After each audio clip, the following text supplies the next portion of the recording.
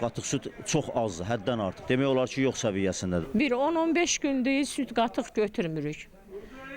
Şor məhsullardakı gəlmir. Səbəb deyirlər, mallarda xəstəlik var, ona görə gətirmirlər. Kətçilər gətirmir. Son günlər bəzi bölgələrdə mal-qarı arasında dabaq xəstəliyi yayılıb. Bu səbəbdən də bazarlarda süd və süd məhsullarının qıtlığı müşahidə olunur. Gün ərzində ən azından 10 balon, 15 balon qatıq süd gəlirdi bazara. Mən alacağım qədər.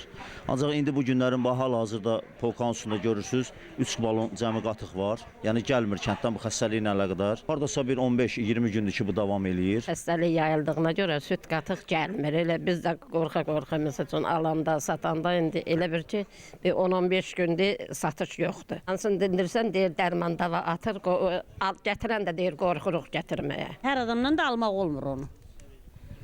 Kimin malı təmizdirsə, əgər tanıyırıq da biz bilirik kimdir. Onlardan alırıq.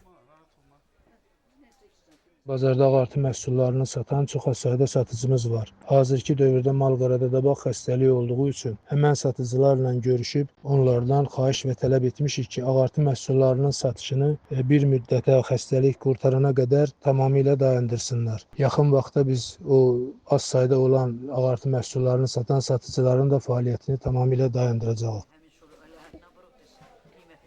Baytar həkimlərimiz kəndlərdə təsərrüfatçılarla görüşürlər, onlarda heyvanlarının vəziyyətini soruşurlar və heyvan bazarlarının vaxtı-vaxtında dezinfeksiya işləri aparılır. Epizodik plana uyğun olaraq tədbirlərimiz davam etdirilir. Kürdəmirdə tək-tük heyvan xəstəlikləri baş verir. Vətəndaşlar qorxurlar ki, zoonoz xəstəlikdir, insana yoluxa bilər. Amma dabaq çox az hallarda dünyada baş verib ki, insana yoluxsun. Sütü qaynadıb içməkdə insana bir tələfatı, ziyanı ola bilməz.